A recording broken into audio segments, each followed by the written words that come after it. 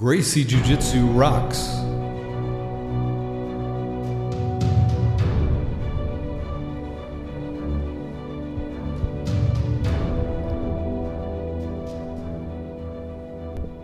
Welcome to the Gracie Jiu Jitsu Rocks podcast, a podcast dedicated to Gracie Jiu Jitsu and all things Gracie, including self-defense, competition, anti-bullying, women's self-defense and empowerment, nutrition, and most especially, the people involved in Gracie Jiu Jitsu. This podcast is for the average Joe. It's for anyone who practices, trains, teaches, or just loves to talk about or hear about Gracie Jiu Jitsu. We'll explore the lives of Gracie Jiu Jitsu practitioners, how they got involved in the art, and what effect it's had on their lives. So buckle up and enjoy the ride.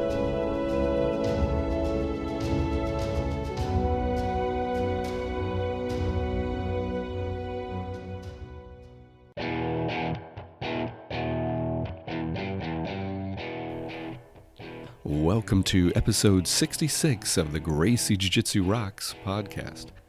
As always, I'm your host, Marty Josie, and thanks for listening. Today my guest will be Robb Wolf, and we'll get to that in just a moment, but let's start with our Jiu Jitsu quote. And that quote is, "I never trained Jiu Jitsu for recognition or money. I did it because I loved it, because it was a constant companion in my life that allowed me to connect with others in a meaningful way. Jiu-Jitsu is an art which allows us to magnify our potential. It's about protection of self and others. It's about humility. It's about compassion." And that quote is from Professor Roy Dean. Okay, on to our interview.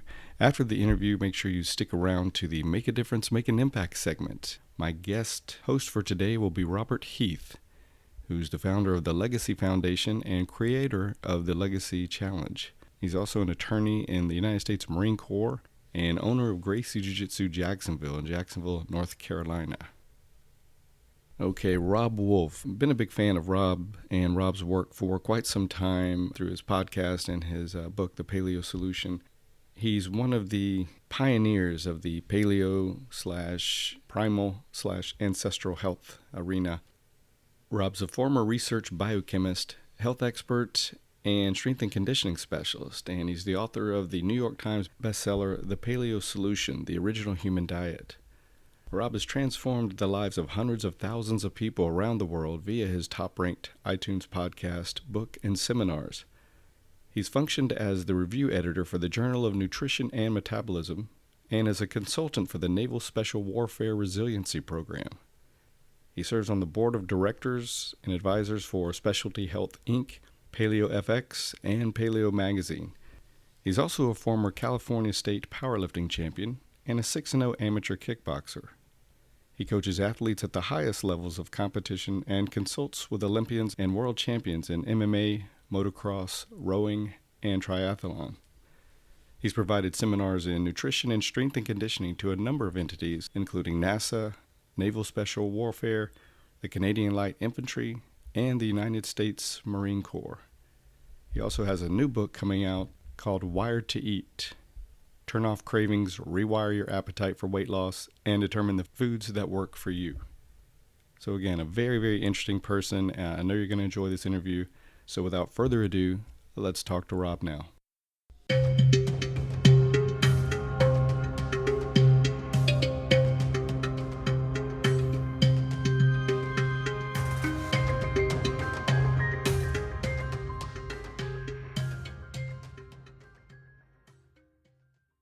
Okay, I'm speaking with Robb Wolf, former research biochemist, world-renowned health and fitness expert, and author of the best-selling book, The Paleo Solution, as well as a new book coming out called Wired to Eat. And we're certainly going to get to all these, but first let me just say welcome, Robb, and thank you for talking to me today. Oh, huge honor for coming on the show. Thank you. The honor's mine, sir. I have been a fan of your work for many years. Listened to your podcast for years. Definitely loved your first book, The Paleo Solution. So really an honor to be speaking with you. Oh, thank you. Thank you. Sure. So let's start by just talking about your background a little bit, Robb. Start with the strength and conditioning, how you were into that for years, and how that got you interested in and led to your interest in BJJ, or if that did lead to that. It definitely, I've always been, I guess you would go to the old school kind of term of physical culture. I've always been interested in, food and physical performance and martial arts and gymnastics and all that stuff. I had a near fatal youth football injury. I had a bruised spine and a whiplash. I had a full body paralysis for a couple of days, and then had some, fortunate recovery off of that. But after that event, I think I was 16, it was recommended that I start a really dedicated strength and conditioning program. And I was really lucky in that the gym that was just down the street from where I lived as a youth, there were two world champion powerlifters in there, Rich Wood and Danny Thurman. And Danny is still competing pretty consistently, at least in the bench press, maybe all three lifts. But I started training with those guys, and about 3 years went by, and I competed in a California State powerlifting meet in the final teenage year when I was 19, and I had a 565 squat, 565 dead, and a 345 bench, and had some pretty good success with that. But yeah, I had always been really, really interested also in martial arts. And around this time, I was doing some Ed Parker style Kempo and enjoyed it, but was soon to have the veil of reality, pulled over my head or off my eyes, or however you want to look at it. And it was right, maybe a year and a half, 2 years after this, that I moved down to Long Beach, California, and I got exposed to this stuff called Thai boxing, which was really an eye-opener on the stand-up side of things. Like, I had been doing what I now call a fantasy martial art, lots of kata and point sparring and everything. And this kid that was lighter, weaker, slower than myself, had only been studying Thai boxing about 6 months, absolutely beat the tar out of me. And that was a pretty big eye-opener. And then it was right around this time, 1992, that I got exposed to this weird wrestling type thing called Brazilian Jiu Jitsu. And I had maybe 2 years of high school wrestling. And so and usually, and I was a strong kid and all that, and I could usually kind of manhandle folks pretty well.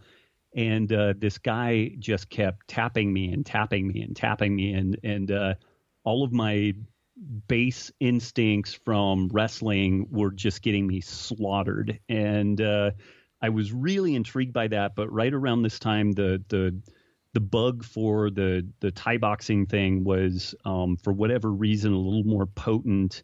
But I actually went to like the Torrance Academy when Hickson and all those guys were there. Almost inevitably, whatever room I'm in, when they ask who's been doing Brazilian Jiu-Jitsu the longest, it's a pretty good bet that I have been. But the challenge with that is I did maybe a week of classes in 1992. Then I moved up to Chico, California, and there was nothing like this. There was like a Nobuki-kan, traditional Japanese jiu-jitsu, which had very, very little of the grappling compared to the Brazilian jiu-jitsu.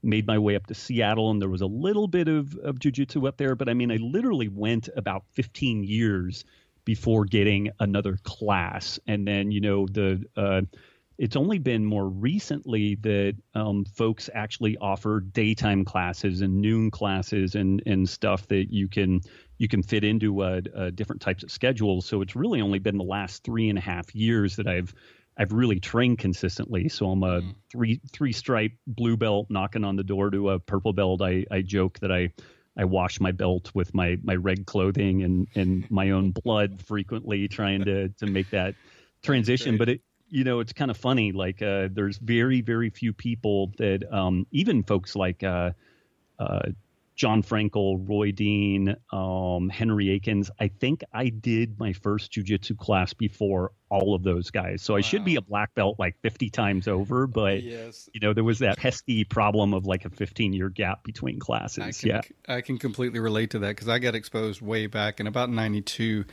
And right after, the UFC started, 92, 93, and had wrestled 1 year in high school way back in the dark ages, and then had done various arts like Kempo. And yeah, when I saw the UFC, I was like, man, got to do it. So got exposed to it, and there really wasn't a whole lot of places to train at the time. So eventually pursued other arts for a good while, and always dabbled here and there when I could get someone to roll with me, just informally. But always knew I'd come back to it. And about 8 years ago, I came back to it. So full time. But I can certainly relate to, if I would have stuck with it, way back in the day, there's no telling how far along I would have been. So right. Yeah. I always joke I could have been somebody, exactly. But it just didn't happen. Yeah. Coming from a wrestling background, I imagine that it's a little eye-opening. Being a wrestler, you're used to just kind of pushing and being able to dominate. But you get someone and you get them on their back, and you're like, my job's done. But then all of a sudden they're pulling out all kinds of stuff from there, right? Right. And I was a hack wrestler at best. I did like 2 years in junior high, and then maybe 1.5 years in high school. And in high school, I was really focused on the powerlifting. So the wrestling was very much a backseat. But it's fascinating, how much of that game really influenced a lot of my movement. And even now I have some decent hip switching ability. I still have a decent cattle catcher. Like if somebody shoots on me, like that's kind of the one thing that, people will generally look at my quote wrestling game and they're like, that, you generally suck. But then I've got this cattle catcher that they're like, man, yeah, you've got like a B+ A- level cattle catcher, Oh, so there's some wacky stuff with that. But, between the powerlifting and the wrestling background, I would say that was as much an impediment in the beginning of jiu-jitsu as it was helpful, because I was so prone to rely on attributes. I also did some capoeira and a little bit of gymnastics, so I had pretty good flexibility. I could cartwheel around and do some squirrely stuff like that.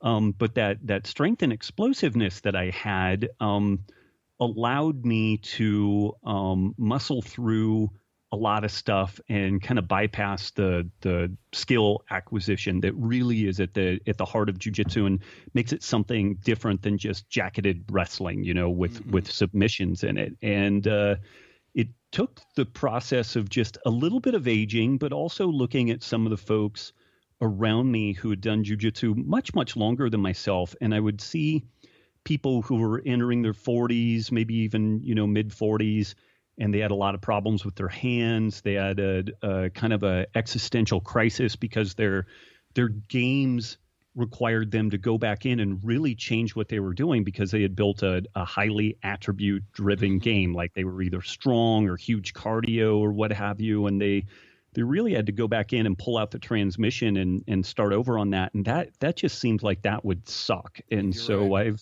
even though I'm still completely a beginner in this whole thing, I'll pat myself on the back a little bit. And I hope having the wherewithal that I try to develop a game that, even when I'm 60, 70 and hopefully beyond, isn't qualitatively that much different than what I'm doing now. So like I'll pull out a little bit of acrobatic stuff, every once in a while, something a little inverted, because I do have those abilities now. And so I'll play with it a little bit, but I mean, It's a very meat and potatoes jiu-jitsu game, posture, pressure, kind of an ABC, option tree as far as attacks and trying to elicit, scripted responses. And I've had a decent amount of success with that. I can't train a huge amount because of work and family obligations, but it's, I'm training 2, maybe 3 days a week. And I know a number of folks that are training 4, 5, 6 times a week. And I'm consistently keeping pace with them because I focus on drilling. I really try to meter out my dose. So I get lots and lots of good reps in a kind of a good resistance fashion, and save the white buffalo in the sky really hard rolling for maybe once every 14, 15 days, where I'll get a super challenging roll in. And then the rest of it is largely positional drilling and really having a plan for what I'm trying to work on. That's great. It's such a sound approach, and it just makes a lot of sense. And I think what you said is important about a little bit of age. I think it's maturity more than age, but when you come from a background where you have a lot of attributes, especially someone coming from wrestling, when they first start, it seems like it carried them far. You know, it really helped them kind of move fast in the game quickly at the very beginning level, because they know how to, they know how to deal with bodies and kinetics and everything. But as they go a little further, like you said, eventually there's got to be a time where you can't rely on that. So it starts working against you as you age, because you're going to have to shift gears and look at more of a sound approach. If you can't always be in the most dominant positions and have your way and that kind of thing. So I think it shows a lot of maturity and insight on your part for recognizing that early on and saying, I want to have a game that is going to carry me forward, for the rest of my life, not just be awesome for the next couple of years kind of thing. So, oh, thanks. Well, that's a shiny way of actually saying that I'm lazy and a coward, which is both true. I just, I barely have the bandwidth to do what I'm doing, and the idea of getting 10 more years down the road and then looking at what I've learned and just needing to pull the engine out and start over, like I think I would hang myself. So a lot of this is cowardice and laziness trying to hit that off the pass. Yeah. That's funny. Well, I am at least 10 years down the road from you, not in experience, but in age. And I'll tell you, man, I have no desire to just go crazy and try to prove myself against the 20-year-olds and be the toughest around. Man, it's just so much better being laid back, technical, learning, growing, developing, and just having fun and not worried about, that whole ego thing. You mentioned a few people, a couple of which I've had on the show, Henry Aikens and Roy Dean, and two exceptional people for sure. Talk a little bit more about your exposure and relationship to them, if you would. Oh, man, Roy has been a really good friend for... Man, I wanted coming up on 10 years, oddly enough, maybe even a bit beyond that. But he was introduced to me via mutual acquaintance, Brad Hirakawa, who was a brown belt at that time under Roy Harris, who was the guy that Roy Dean got his black belt from. And we just we hit it off immediately. He's just a great guy. Amazing jiu-jitsu, and he's interesting in that he's got a black belt in Brazilian jiu-jitsu, a black belt in judo, and a black belt in aikido. And he has a really beautiful artistic approach to his jiu-jitsu and martial arts in general.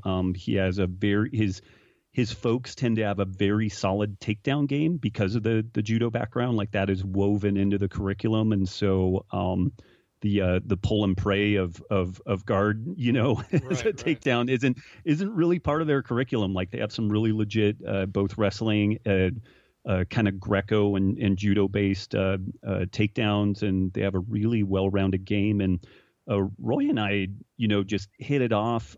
He's a really consummate entrepreneur in addition to being a great jiu-jitsu player. But I had shifted out of. Excuse me, sorry about that. Grab a little bit of water, but I had shifted out of a research kind of biochemistry track and opened just as possible interesting historical note. I helped to co-found the first and fourth CrossFit affiliate gyms in the world. I sent the first affiliate inquiry email ever to the Glassman saying, hey, we're going to open a gym. We want to call it CrossFit. And this ended up being CrossFit North up in Seattle, Washington. And so if you like CrossFit, you might find that cool. If you hate CrossFit, then I'm probably the Antichrist for, playing a hand and spreading that stuff around like syphilis at a college campus. But, I ended up really enjoying business and that ability to directly serve people and have an impact on folks' life in a brick and mortar setting like a gym or a martial arts studio. And, Roy was of a very like mind in that regard. So we just learned a lot from each other, kind of bouncing ideas around electronic media and publishing different material, ranging from DVDs to now like the streaming app-based courses and whatnot. And he's just gone on to really do some amazing stuff. Like, he has a full curriculum going from white belt to black belt. And it's pretty highly regarded in Brazilian jiu-jitsu circles, and he's just a great guy, solid guy. Yeah, I loved his new book that he recently wrote, and all his stuff, his media is just exceptional, phenomenal, and beautiful and artistic, and just what a great person he is. So great that you have that relationship with him. And what about Henry Aikens?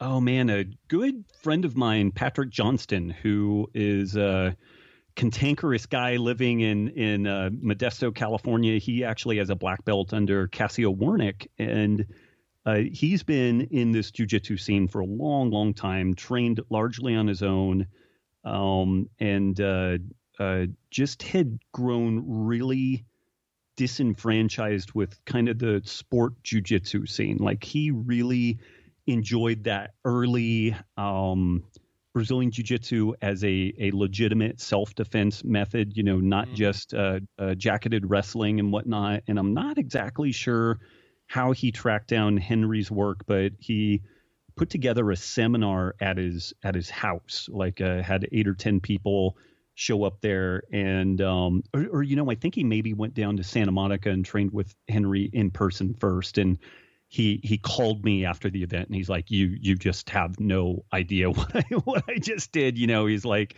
it was as if I haven't done a day of jujitsu in my life, and Patrick's good. Like he's a really analytical guy, a very smart guy, very successful in business, and has been looking at jujitsu in a non-attribute way, really trying to look at fundamentals and it's kind of like learning physics or something where you start with these brass tacks elements and then kind of build your way forward. But he was just mind blown after working with Henry, and I got to attend 2 or 3 seminars with Henry, and then I got into Henry's online course, the Hidden Jiu-Jitsu course. And it's really remarkable. Like, I think that's a big part of the reason why my 2 or 3 days a week of training is keeping me, on par with the folks, my contemporaries that are training 5 and 6 days a week. I'm getting some really, really good curriculum. And then I'm also able to review a lot of this material and kind of, do the mental review, kind of like shooting free throws, mentally, and getting almost as much benefit from really doing it. And Henry's stuff is just really, it's just simple. And you see black belts that are super good, and they see some of the stuff like Patrick. Henry showed us a scissor sweep, and there's just a few tiny little pieces to it. And Patrick was like, I've never been able to make this thing work. And Patrick's a pretty big guy. He's like 6'3", 210, 215 pounds, pretty muscular, good shape. And he's like, I've never been able to make this thing work. And Henry showed us just a couple of little pieces, and he had us drill it, not using our hands at all, just 100% body. And we were just dumping each other left, right, and center. Cool. And it was just, but without those little nuances, the little hidden gems that Henry has, you have to make that scissor sweep in particular super contrived and really something other than what it was supposed to be. Like you see a lot of people, like they rock the person back, rock them forward. There's a kind of a multi-step process to it.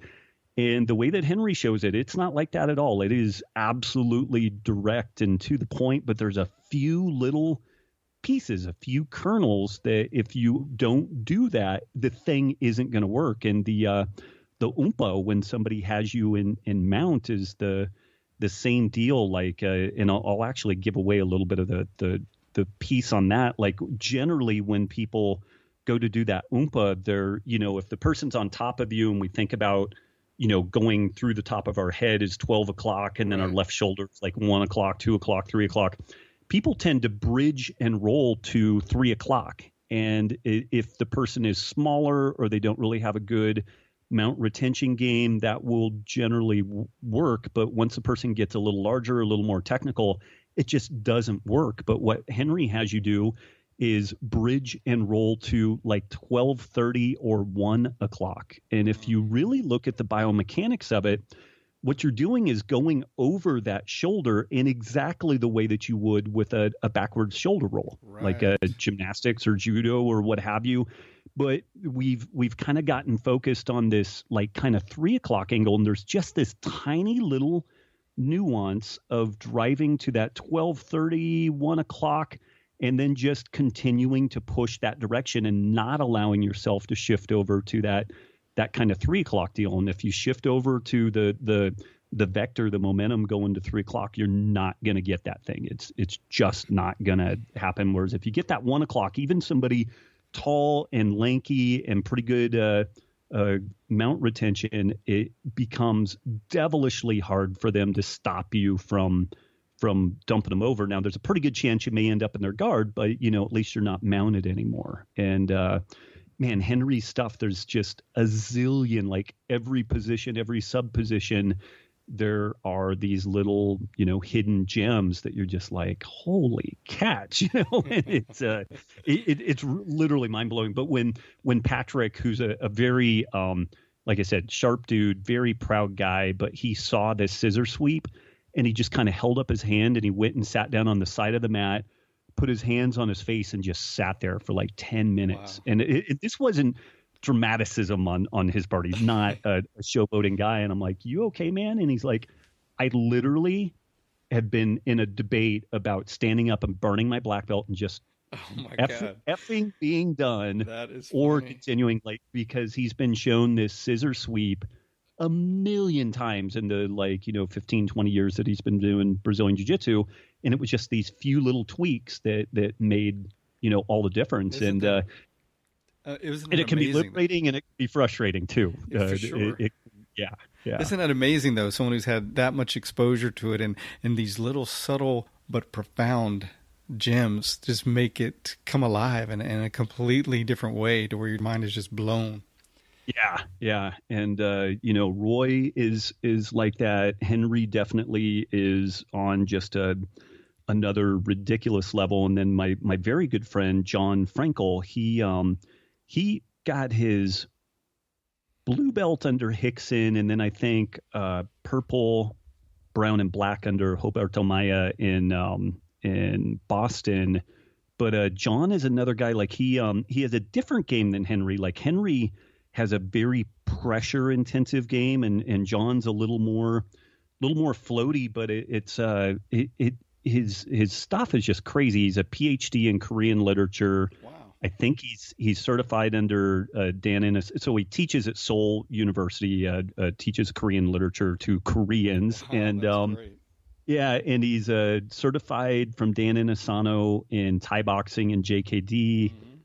He's certified in Japanese sword making from one of the final Japanese sword makers from like the 1800s or something. Like the guy's lived just like 20 different lives, and he has a really fascinating game. It's super efficient, and again, just non-attribute driven. I got to roll with him maybe about 3 months ago, and I swear the guy, it didn't even look like he broke like he was awake. Like he literally had like eyes closed and was relaxed. And wow.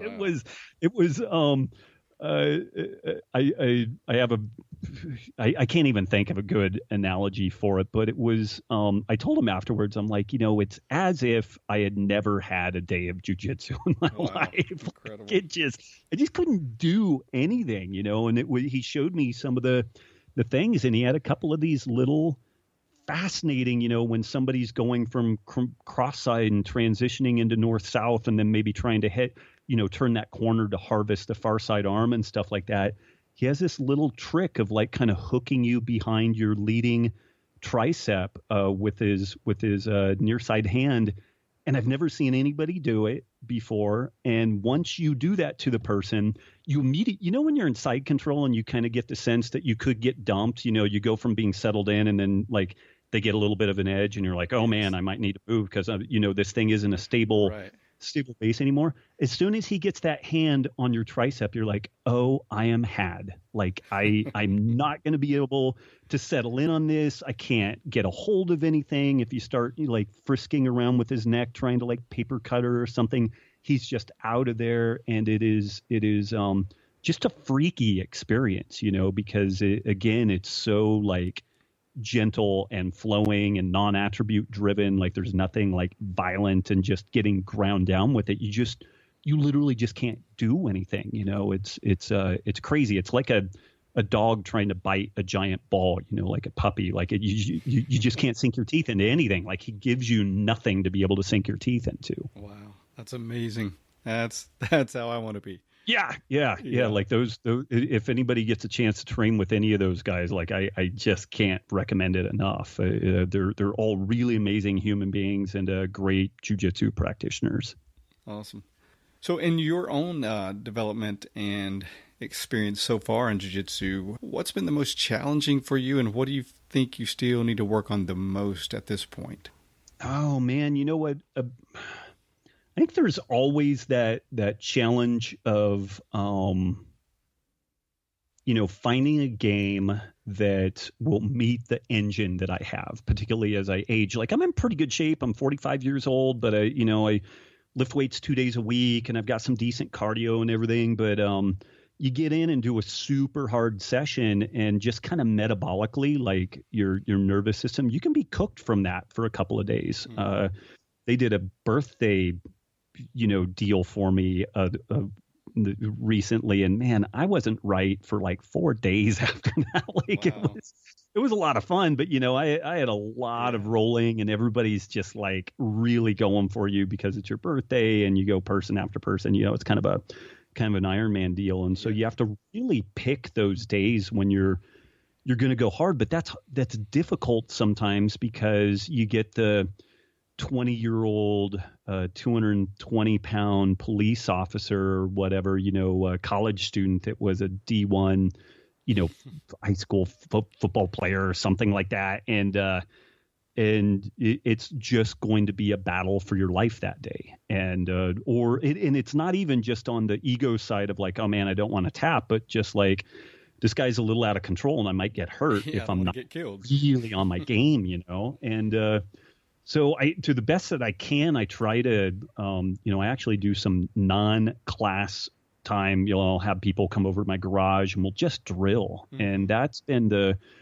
biggest thing for me, is trying to find an environment where I can get more of the volume and more of the quality training without getting hurt or blown up in the process. And that's been a huge challenge for me. I feel like probably the best part of my game now is just kind of defensive stuff. Like I'm reasonably hard to put away, and I've got to give Henry Aikin some huge credit on that. He has a 2-part seminar or a 2-day seminar based just around escapes, and like you take all the main positions, a ton of the sub positions, like half guard and fullback and halfback, and so you kind of break down all these different positions, and he shows some really simple escapes from these positions. And I spent a ton of time working on that as part of a way of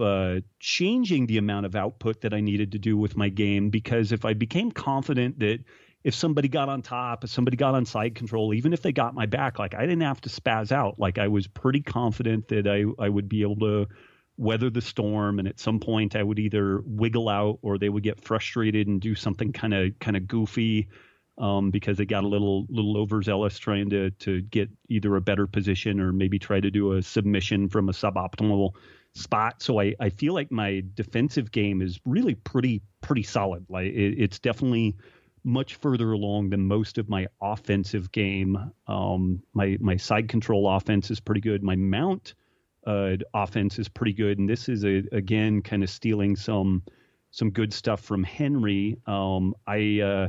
I've been working more and more on my close guard game, but I had a back injury about 15 years ago, and I have to be careful with that close guard. Like I've gotten pretty good at breaking folks down and stealing their posture a little bit, but if they're a little bigger, it's just hard for me to get arm bars and triangles and stuff. And then I find that I start getting kind of folded up.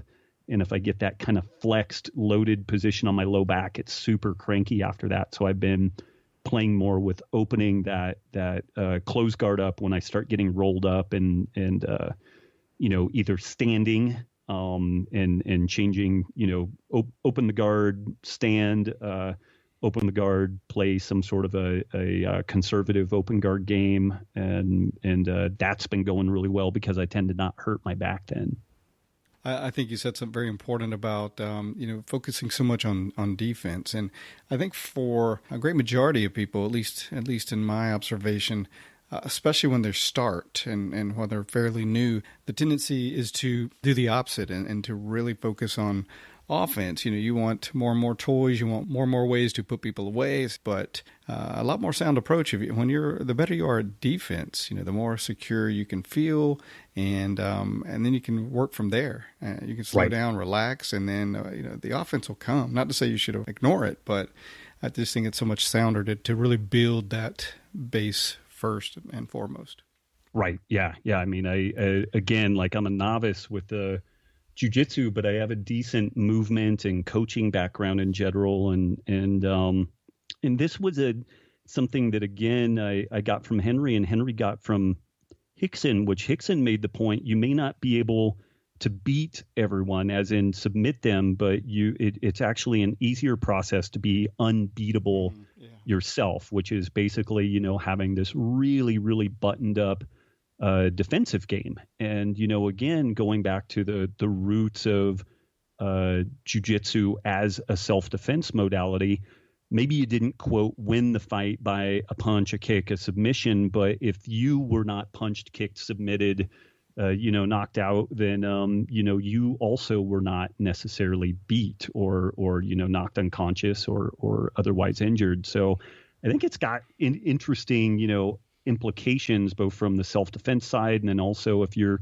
more into the sport jiu-jitsu, it can be really helpful. Although the sport jiu-jitsu, because of the time constraints, like it really does force a much more active, more wrestling type game. Like you don't have that time to just, you don't have 20 minutes to develop the conversation and, test all the defenses and whatnot. You've just got to get in and really do some big movement. That's true. That's a great point. So one more question about Jiu-Jitsu, and then we'll move into some health and nutrition and your books. So Jiu-Jitsu long-term, as great as it is, can also lead to some issues. And one of those is the tendency to have rounded shoulders for a lot of practitioners because of the positions they spend tons of time in. So do you have any thoughts on how we as practitioners can counter this? Man, that's a great question. And this is, some of the best prehab or rehab that I've seen for jiu-jitsu is actually kind of gymnastics or capoeira oriented conditioning and mobility and stuff like that, because it has so much back extension and back bend type of activity. Virtually everything that we do in jiu-jitsu, you're flexing at the trunk, you're kind of, rocking forward, kind of a crunching movement. And we do this just thousands and thousands and thousands of times in the weeks and months of training. And we do almost no counter movements of, back extension, scapular retraction. And I've been following the Gymnastics Bodies workout, which is an online workout, and it provides an assessment. And so you go through some tests, both of your strength and your mobility. And then based off that, it prescribes you a workout, and you have strength and mobility elements that deal with the upper body, the lower body, the trunk, stretching.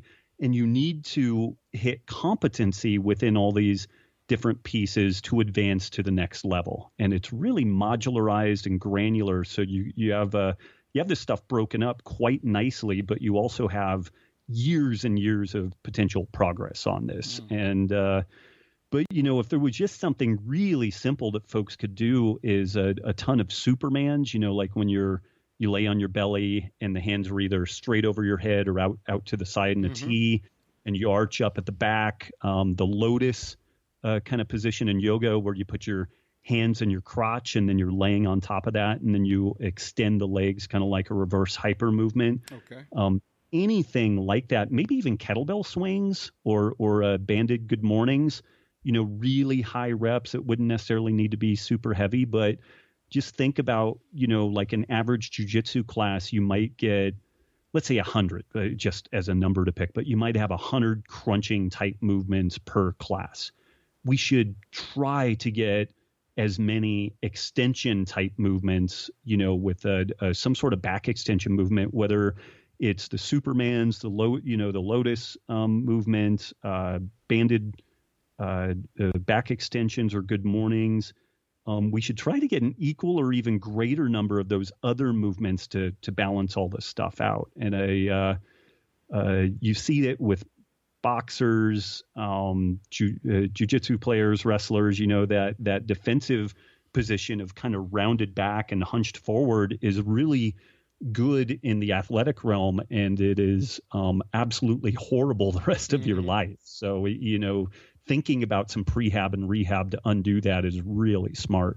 Excellent. Well, thanks for sharing that. I definitely will put the link to that in the show notes as well, the gymnastics workout. Cool. All right, let's shift a little bit here and talk about your books. For those not familiar with your first book, The Paleo Solution, and, just what paleo is. I think for the most part, a lot of people will be familiar, but for anybody that isn't familiar, just kind of briefly describe what the paleo, primal, ancestral, all that kind of approach is, and a little bit about what that book was like, and we'll go from there.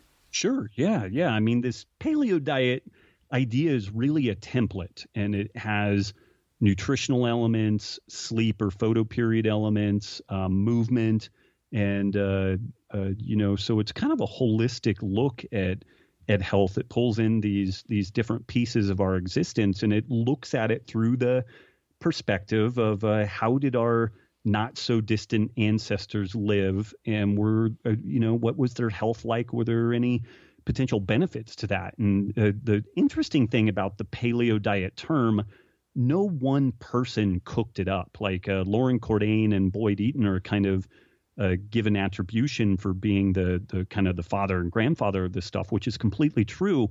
But they found this information in archaeological and anthropological literature that the people researching indigenous populations like the Catawbans in Papua New Guinea, like the Aceh Indians of Peru, they noticed that these folks were largely free of Western degenerative diseases. Like they just didn't seem to develop cardiovascular disease or neurodegenerative diseases, obesity. And you only started to see this stuff happen in these populations as they started to eat a westernized diet. And there's a lot of debate and contention on the interwebs about, is high carb best, is low carb best?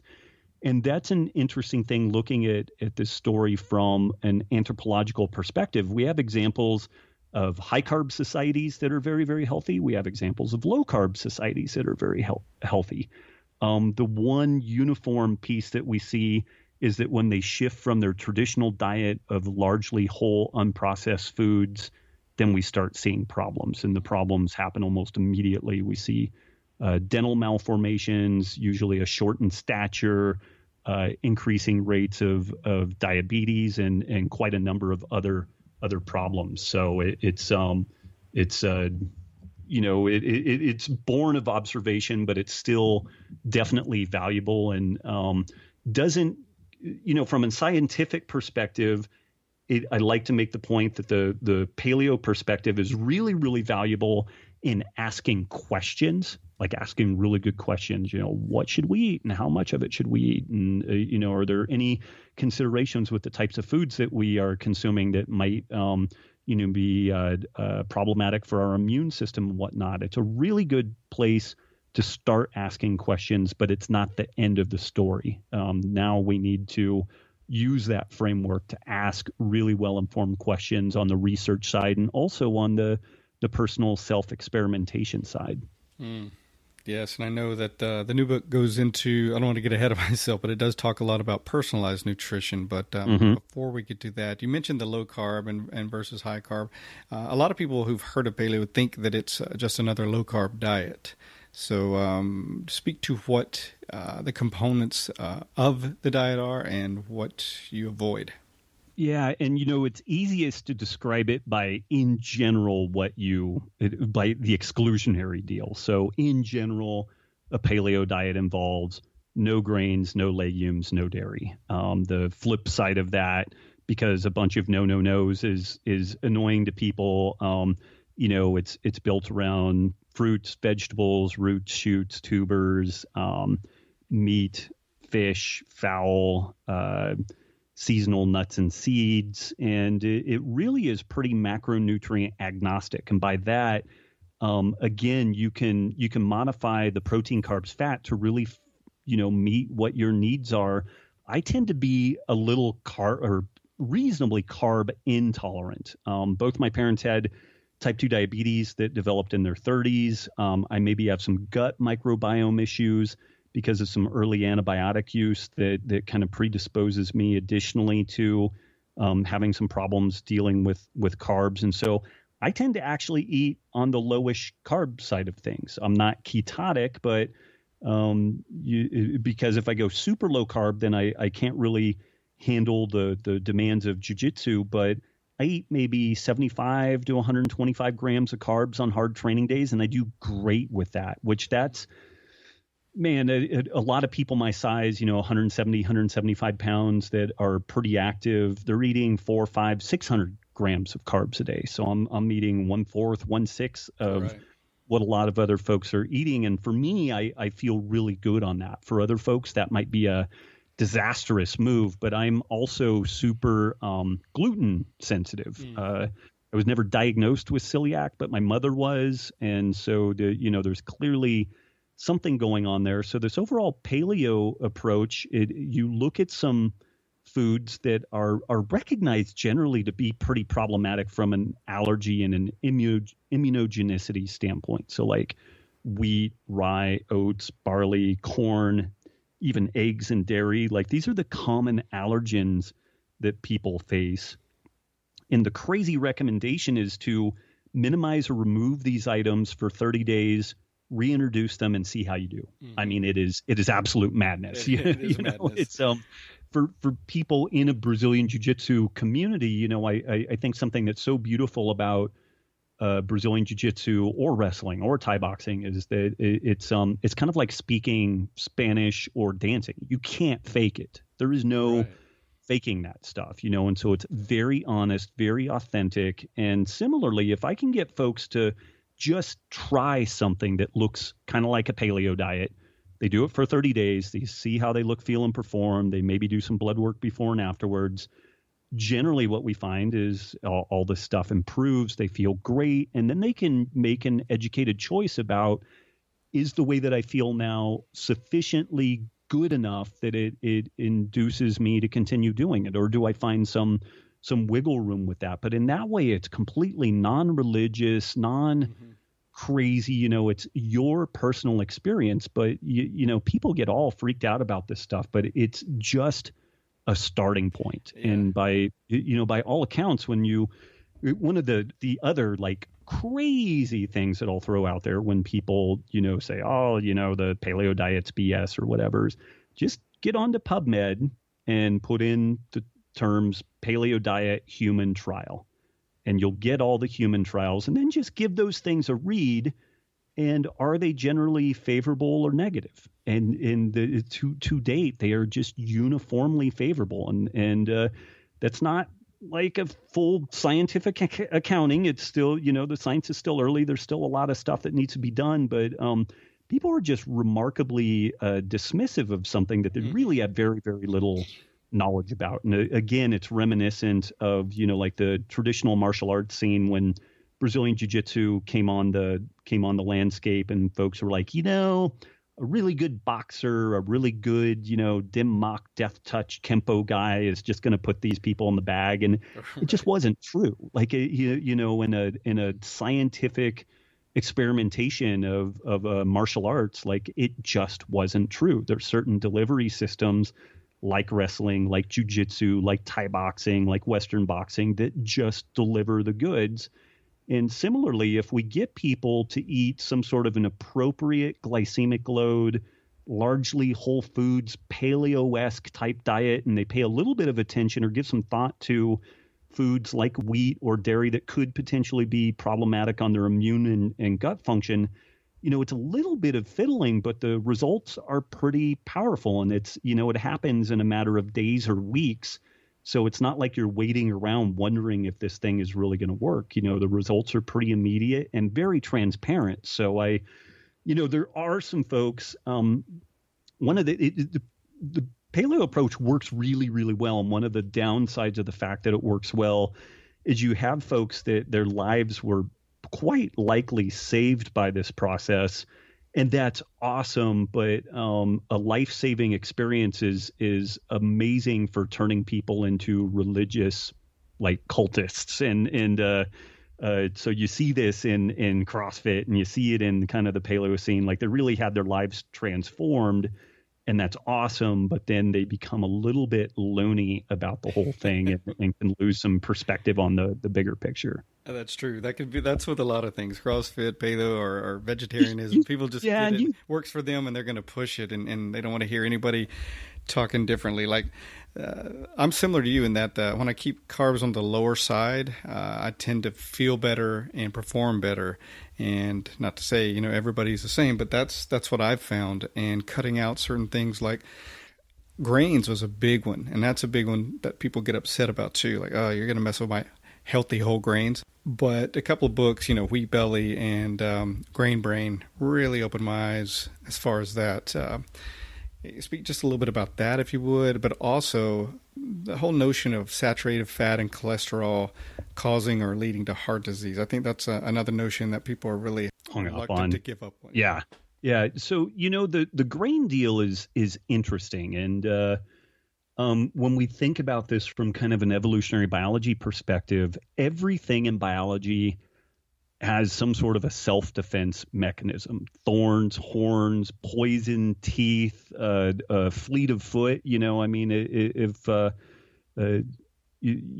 you move, if you're an animal, then you've got one. Some of these strategies. If you're a plant, usually your strategy involves either toxins or thorns or a combination of both. And the reproductive structure of grains is the thing that we consume. And so it has some really interesting stuff in it. It has some things called protease inhibitors, which prevent the breakdown of this seed structure. And so potentially like a ruminant animal, like a cow, could consume that. And if the protease inhibitors work, then that seed isn't broken down. It actually passes through the GI tract and gets deposited in a nice warm nutrient-dense medium, and then the thing keeps growing. And so it's got some defense mechanisms like that, but it also has some other things called lectins and some proteins like wheat germ agglutinin and gluten itself, which appear to be gut irritants for a lot of different species, ranging from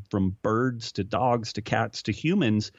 And again, these are just the kind of the chemical defense mechanisms that we find in grains. Legumes have these defense mechanisms too. Ricin, which is a neurotoxin, comes from castor beans. Very, very nasty stuff. And it's a lectin-based neurotoxin. People are familiar with like poison oak and poison ivy. This is a chemical defense mechanism that these plants use to minimize insect and animal predation. And there's just kind of a reality that certain plants have more of this stuff than others. In traditional cultures, when people did consume grains and legumes, they tended to soak and sprout these items, which really reduces the negative impact of like these trypsin inhibitors and the amount of lectins that are available. You get a lot of this information out of the Weston A. Price folks that do some really good work talking about this stuff. But even, for a lot of people, even the soaked sprouted grains and legumes are still just problematic. But it is worth mentioning, though, that even the, quote, paleo foods have chemical defense mechanisms in them. Like sweet potatoes have phytates. Tomatoes have alpha-tomatin, which is a potentially a gut irritant and a immunomodulant. It's used in certain types of vaccines because alpha-tomatin actually irritates the immune response. And so when you're providing a vaccination, you want a really powerful immune response so that you get the antibodies produced to the substance. And alpha-tomatin is one of these things that's used occasionally in vaccines. So there's some really good suggestive mechanisms that these things can be problematic from an immune response perspective, and that can irritate the gut. It can lead to autoimmune conditions. There's some really fascinating research that suggests that Parkinson's and Alzheimer's may start in the gut. It may be a dysbiotic situation in our gut flora, and then somehow that influences the blood-brain axis or blood-brain barrier in a negative way, and we actually get inflammation in the brain. So it's possible that gut dysbiosis may be feeding really powerfully into neurodegenerative diseases. And we're just very, very early in this whole story. We're going to know more about this story in 5 years than what we've learned in the last 50 years. But when people poo-poo or dismiss this, it's a little frustrating because, we do have credible mechanisms by how this stuff could work. We have a lot of anecdote of people experimenting with this stuff and finding success. And there's a saying in science that 1 million anecdotes do not make 1, ounce of research, like credible research. And there's truth to that. But there's also the reality that most research is driven by observation. Like we observe different scenarios and then we postulate why that might be. We form a hypothesis and then we start testing to see what the real story is, see if our idea is accurate or maybe it's a different, fact to that story. So, again, always encourage people to be critical thinkers, but at the same time, I see a lot of folks that consider themselves skeptics, that they really run aground at this kind of Discovery Channel level of understanding about like evolutionary medicine and the paleo diet. And when there's really some fantastically credible support information around it. And also, again, like the crazy, greasy used car salesman pitch is give it a shot for 30 days, see how you look, feel, and perform. Yeah. Get some blood work before and afterwards and just critically evaluate it. And like, I have stuff for free all over my website. Like you go to robbwolf.com, you can download a free 30-day shopping guide, a 30-day meal plan, a series of emails that walk you exactly through how to implement this process. And the way that I've built the degree of success that I've had is I do kind of what's called a freemium model. I give a ton of stuff away for free. And then in the process of giving away the free stuff, if I help enough people, they're like, hey, I think I want to buy something from this guy. And so then they turn around and buy some of the premium type stuff, whether it's a speaking event or a book or something like that. But I feel in that way, it's a very transparent process. Like there's nothing in my books that doesn't exist on the website or in a podcast. There's not any type of a claim that like, well, you need to read the book because it has all the secrets in there. Right. But the reality is that the information that is consolidated in that book may exist over 60 podcasts and 100 blog posts. And so this is a condensed ability to get that stuff. Yeah.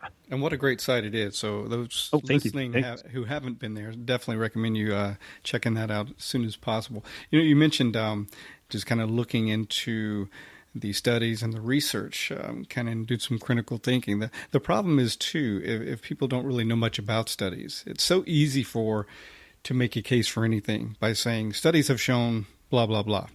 And if you don't know much about, this study wasn't done very well or whatever. And just for example, there's studies, I don't know what you think about the China study, but there's studies that show like vegetarian is the way to go, period. And eating meat is bad, things like that. What do you think about that? And there's sometimes a lot of flaws in those studies, how they're set up or what kind of meat was used, or that's just one example. But speak to that of how people can kind of have a little bit more knowledge when they're looking into some research and some studies. Oh, man. It's a great question. And, the vegetarian vegan topic is really fascinating. Like my experience over the years is these debates kind of go in the following format. So these folks will make some claims that vegetarian veganism is superior for health benefits, and will cite things like the China study and claim that, increased meat consumption leads to increasing cancer rates. And this stuff has been really thoroughly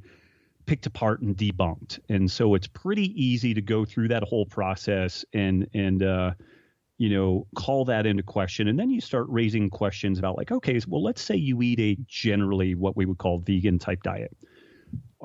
Is one piece of grass-fed meat a week how much does that increase your likelihood of cancer, diabetes, Parkinson's, Alzheimer's? And when you really look at the numbers on that, it's like not at all. Like it just like one exposure doesn't change things. Okay, what about 2 exposures? What about 3? What about 4? And so it becomes this thing where when you really look at the solid data, it's very, very difficult to make an argument that that this stuff that animal products in particular are deleterious to health. So then the topic immediately shifts to, well, animal products are going to destroy the environment. Like we've got global warming and all this sort of stuff. And this stuff ends up getting pretty easily debunked too, because we have examples of some outfits like the Savory Institute that are demonstrating that properly managed grazing animals actually sequester huge amounts of carbon. 1/3 of the Earth's land masses are only appropriate for grasslands and grazing animals. Like they're really not appropriate for other food production efforts. And so these things don't compete with other food production efforts. And there's some back of the envelope estimates that properly managed grazing animals used around the world could potentially reverse atmospheric CO2 levels to pre-industrial standards. And so that's a really fascinating thing. And mixed into all that, we've got a huge potential for producing food and decentralized economic systems and really the rebirth of the small family farm and some really great resilience and community building in that whole thing. So then you go to the next story, which is the vegetarian vegans will typically say, well, morally, you can't justify the consumption of animals. And this is a fascinating thing because there's some great studies. There's a study done out of the University of Oregon. It's called the least harm principle. And this professor did some great analysis looking at the number of animals that are killed in the process of producing vegetarian and vegan type foods, mainly row crops for grains and legumes, but also some fruits and vegetables, and how many animals are killed under those circumstances relative to a system that is predicated on what they call large grazing herbivores, basically like cattle and things like that, and then fruits, vegetables, roots, nuts, and seeds, which ironically ends up being a paleo diet. Right. And the takeaway is that far fewer animals die in an animal-centric system that's based on eating large animals than in the vegetarian-centric system, because if you equate a mouse equal to a cow because they're both mammals and they're both lives or birds, et cetera, then you end up killing far more total animals in the process of producing this vegetarian food than you do in the production of the kind of sustainable meat-centric process. But that stuff is super controversial, and virtually nobody, whether side of the political divide you find yourself on, if you're left-leaning, then the stuff is horrifying because it sounds like it goes completely counter to everything that you think you know about global warming and food production. If you're more of a right-leaning kind of neocon, then this stuff is concerning because it suggests that we shouldn't have farmer welfare and food subsidies, and that's a really popular topic within different streaks of the political system and areas in the United States. So it's an insanely unpopular proposition to put that stuff forward. Right. So I don't know if that fully answers your question around that stuff. It does. And hopefully that whets the appetites of people who want more. They can certainly, I know you talk about this stuff on your podcast and in your blog, so they can certainly go there for more of it. So your new book, Wired to Eat, does it build on the paleo principles, or is it completely different? And who's it intended for, Rob? Oh man, it's a great question. It still has this evolutionary biology, like ancestral health framework. But with the Paleo Solution, I really started the whole conversation with, hey, look at our distant and not so distant Paleolithic ancestors. They were super healthy. They didn't suffer the diseases of, Western overconsumption that we see prevalent today. So maybe we can learn something from that. And I think it's a compelling argument, but the whole premise of this book is really trying to help people understand how the neuroregulation of appetite works in their body. Like, how do you know when you've eaten enough versus haven't eaten enough? And how can certain behaviors that we do, like eating complex meals that have a multitude of flavors, how can those complex meals bypass the neuroregulation of appetite and make it very easy for us to overeat? And so the goal with this book is to help people really understand that if you find changing your diet, your lifestyle, your exercise, if you find those things to be challenging, it's not your fault. You are completely normal. This is completely okay. And you shouldn't feel guilt about that. Now, if you want to change things, we still need to think about what we're going to do differently, but at least we can start from a footing that isn't predicated on guilt and a sense of failure and that, oh, woe is me. If only I was better, then this would be easy. The reality is that our genetics are wired for a way of life that is completely different than what all of us live in. And it's just very, very easy to live in ways that work against us now. We are designed to eat more and move less. And there's no critter on the planet that lives out in nature that doesn't employ that strategy. If you just ran over hill and dale, just spending energy, and you didn't know where your next meal was coming from, pretty quickly you would die. Whether you're a coyote or a mouse or a human, there's some conservation of energy in this thing called optimum foraging strategy, where critters figure out the most energy efficient way of obtaining food. And we live in an environment now where we can sit in our house, order food to our door, pop it in a microwave, and like where once our not so distant ancestors walked 10 to 12 miles a day, we may walk 100, fewer than 1,000 steps. It takes 10,000 steps to go about 5 miles, but we may frequently walk fewer than 1,000 steps in the course of a day because of working, remotely from home, and we don't have to take a shower, and all this stuff. And so we shouldn't be surprised that this environment is pretty challenging to navigate. Who the book is for, I would say that the super elite athlete, you'll get some good stuff out of the book. Like it's a really big, rangy book. It talks about endocrinology, immune function, how the neuroregulation of appetite is wired up. It's really valuable. But if you are looking specifically at what do I need to do to optimize my next 2 percentage points of performance, it might not be the best book. Like it could be valuable because I do talk about inflammation and gut health and managing hormones. So, I mean, it could be valuable, but my orientation has never really been the elite performance athlete. It's been trying to help people who are sick or maybe not as healthy as they would otherwise like to be, who've kind of mucked around in the mainstream medical scenarios and just didn't get the solutions that they want. And I just want to offer them the option that there might be something else out there that can really help them. So the goal for me is to really help people who are overweight to lose weight, people who are sick to be able to address things ranging from autoimmune disease to neurodegenerative disease.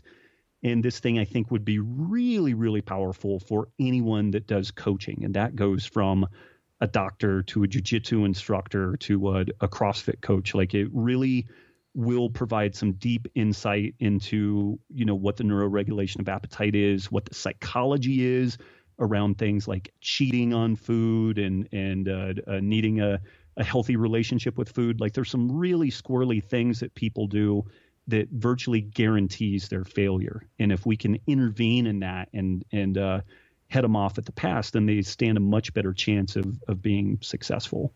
That's great, because I think that's really needed, because there's so much confusion out there. There's so many different sources, and so many of them are contradictory, that people who want to know how to do better and get results are sometimes so confused. So I think it's great that you're putting this together in a way that we can understand it. And the more you understand appetite and your own wiring, the better you're going to be. I love how it's going to be a good tool for coaches as well. So one last question regarding it, because I know we're getting up on that time. You talk a lot about personalized nutrition within it too. So can you share a little bit about that with us? Yeah, this is it's a tough topic. The what do you tell people? How do you help them navigate all this stuff? And so things tend to get really entrenched into kind of black and white, yes or no scenarios, like is high carb or low carb best, is gluten-free or not best. And on the one hand, these simple stories are called heuristic. A heuristic is when you take a really complex scenario and you boil it down to some simple essence for kind of teaching purposes. These heuristics are really powerful to help people get moving in the right direction. But it's really easy for these things to get turned into religious doctrine, and then the nuance is lost. But on the flip side of this, if you just stick with a very big picture perspective, then you end up losing a lot of folks. Like, not everybody does best on low carb. Not everybody needs to avoid dairy or beans or what have you. But there's a lot of people that do benefit from that. So how do you strike a balance between that? And so this personalized nutrition is an outgrowth of some recent research where folks looked at a group in Israel. They put a continuous blood glucose monitor on these folks, which I'm actually wearing one of these right now. It's a pretty cool gizmo. It samples your blood every minute, and then you report that once every 8 hours to kind of a smartphone consolidating device. But they looked at gut microbiome, genetics, basic blood work, tracked blood glucose levels, and they fed these people a bunch of different foods and kind of nutritional schemes. And it was stunning how much variety there was in the response to these meals. Some of the things that they figured would make everybody's blood glucose go really high, like white rice or white potatoes. Some people had a barely perceptible bump upward in their blood glucose levels. And then there were some other things like cheese or hummus, which you would think would have a super small effect on blood glucose levels. They actually had a very profound effect on some people, probably due to immunogenic effects. Like, these things were an irritant, and then they cause stress, and the stress released cortisol. And so it wasn't that the food provided elevated blood glucose levels, but the glycogen stored in the liver was released because of the stress of consuming these foods, which, is really interesting. There's a lot of nuance there. But the takeaway from all this was that there is massive variation from person to person in the way that they respond to various foods. We do have some general guidelines of, like largely whole unprocessed foods tend to be better. Like there's some consistencies there, but at the same time, there is not a one-size-fits-all approach, and I really wish there was, because if that was the case, then I could, retire from this health gig and go farm coconuts, and I'd be good to go. But there's kind of a reality that it's, again, for a jiu-jitsu analogy, a tall guy is going to play a different game than a short guy, and someone who's got great flexibility is going to play a different game than a super tight power lifter, and all of these people have some universal truths about what they're doing: posture, pressure, position before submission. There's some really consistent elements to that for all these people to be successful, but the details are going to be quite different. Someone who's 6'4" and has skinny legs, they're going to be playing amazing, triangle games and open guard games, whereas a 5'4" power lifter, they will probably never triangle a person in their life. The person could try to triangle, and it's just not going to happen. So, right. I would throw that out there maybe as an analogy within the nutrition scene. We have some there's some consistencies. Most people do best with a largely whole unprocessed diet, but then from there we get into the deep water of the individual nuance really, really quickly. But what I do is I encourage people to use what is effectively a 30-day reset using largely paleo type foods. We try to restore the neuroregulation of appetite. We reverse insulin resistance. We heal the gut. And then from there, we start playing with the amounts and types of carbs using what's called the 7-day carb test. And we use both some subjective measures, like how do you feel between meals, and are you foggy headed? Do you have any blurred vision? And then also some objective measures if folks are game for getting a blood glucose meter and then tracking their blood glucose after these meals, then we have a really good sense of how they're responding to different meals. And in that way, we can either dial in the types or the amounts of carbs that folks can consume and keep their blood glucose in pretty healthy ranges. And so for myself, like if I have rice, it's a very small amount. Whereas like if I have some butternut squash or something, I can have quite a large amount of butternut squash before I start getting any type of a really serious blood glucose derangement. So, with a little bit of tinkering, you can figure out what your best air fuel mixture is in that regard. And that's really exciting because I love your analogy of the Jiu Jitsu and the tall and short people. And this is super exciting because you really get to know yourself. Through these methods, you really get to, just like in Jiu Jitsu, you're exposed to a lot of things, and then you narrow it down to what works best for you. Eventually, you tailor it to yourself and what you want to be and what you are best at.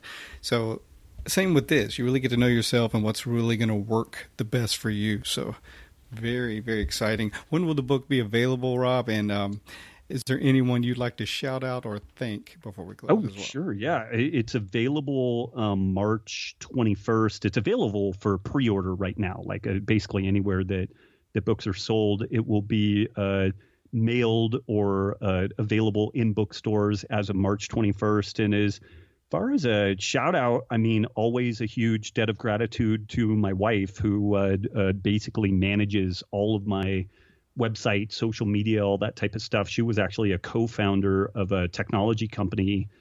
About 5 years ago, I finished my first book and I kind of went half-time, and we had a couple of kids, and she was stewarding the growth of a tech company. And then she kind of got tired with that scene and stepped out of that. And I started stepping up my stuff again. And she took on more of the homemaker role, which I had been doing. I was doing a hell of a job as a Mr. Mom for a couple of years, but she really keeps all the wheels spinning on my social media, my website, all that type of stuff. So I would basically live under a bridge were it not for my wife, put it that way. That is not an exaggeration at all. Well, how great that you have her in your life and in your corner. Very lucky. Friend. Yes. Very, very lucky. Yeah. Well, Robb, I want to say it's been an absolute pleasure and a great honor talking to you, my friend, and I wish you continued success and health and happiness. Thank you. It was a huge honor being on the show. I know I was kind of hard to we've been trying to pin this down for a while, so I apologize for that, but no worries. Really excited we finally made it happen. As am I. Thank you so much, and have a great, great day. You too. Take care. Thank you, sir. Okay, really enjoyed that interview with Robb. He's such a knowledgeable and interesting person. So thank you again, Robb, for that. Okay, up next is the Make a Difference, Make an Impact segment. And today's guest host is Robert Heath, founder of the Legacy Foundation and creator of the Legacy Challenge. Robert's also an attorney in the United States Marine Corps and owner of Gracie Jiu Jitsu Jacksonville in Jacksonville, North Carolina, which is a certified training center through the Gracie Academy.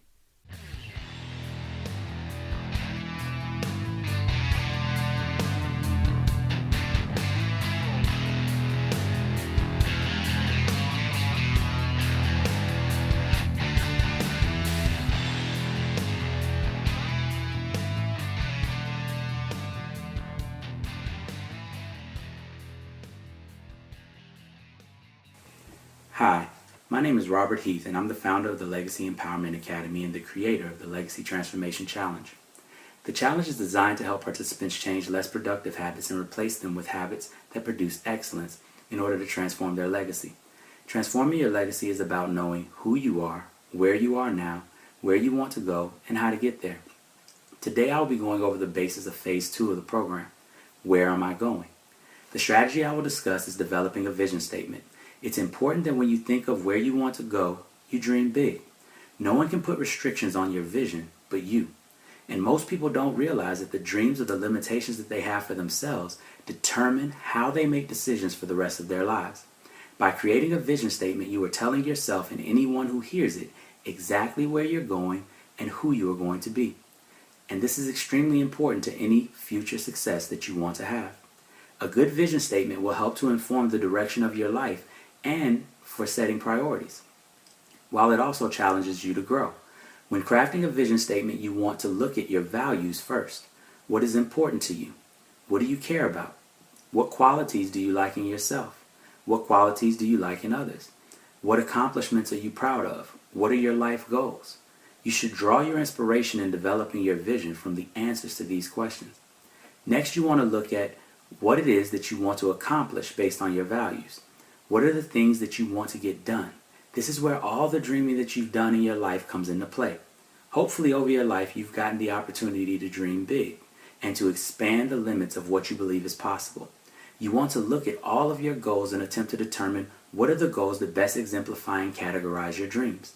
This is where you answer the question, what are you going to do with your life? Finally, you want to answer the question, what will success look like when I have accomplished my goals?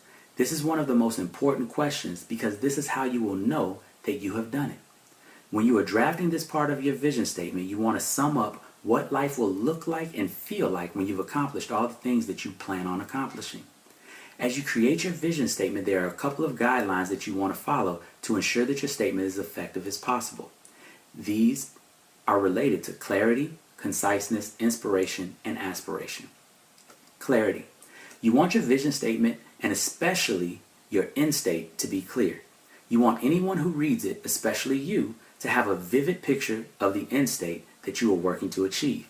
It doesn't necessarily mean that it has to be overly descriptive. This simply means that it has to be a clear end state. For example, if I say I want to go to California, that's a clear end state, rather than just saying that I want to go to the West Coast. But you don't have to get too in-depth with explaining that California is the largest state in the country or that its biggest cities are LA and San Francisco. Clarity is important because you want to be very clear about what it looks like when you have reached your goal. Next, we have conciseness. A vision statement should be concise, no longer than a few sentences. You want to be able to quickly state to anyone who's interested, and more importantly, you want your audience to easily understand what your vision statement is. Your vision statement is not your manifesto. It's your intent. It's your destination announcement. The goal is to let people, including yourself, know where you are going and why you're going there. Inspiration and aspiration. Your vision should be inspirational and aspirational. It should inspire you every time you think about where you're going. It should get you excited about the achievements that you will make. You should love to tell yourself about your vision, and you should love to tell it to others as well. Remember, your vision statement is an explanation of what all the culmination of your life's work will be. It should also be aspirational. It should stretch the limits of what you're currently capable of. It should represent growth. Ultimately, your vision statement is going to be something that guides you and all others that join you on your journey. It will attract people to you, and it will help you to discern when you should avoid certain people and certain decisions. Having a clear, concise, inspirational, and aspirational vision statement will help you to quickly and easily make decisions about your future. Remember that your first draft is not going to be your final draft. As you continue to learn, you will refine your vision until it clearly represents the image of your future self that you have in your head. That's okay. What is important is that you start. Here's an example of my vision statement to help you with yours. I've rewritten it over the years and it's changed a bit. However, the core values and the foundation have been the same for many years now. I work daily to ensure that my life's journey positively impacts as many others as possible. I seek to inspire, empower, and edify people through community development projects including real estate development, sustainable energy development, and various educational endeavors. My life's work is to make the world a better place by inspiring and facilitating a movement of interdependent, citizenship-based collaboration in as many people as possible. Hopefully this has been helpful for you. If you are interested in the full program, feel free to email me at robert@legacyempowermentacademy.com.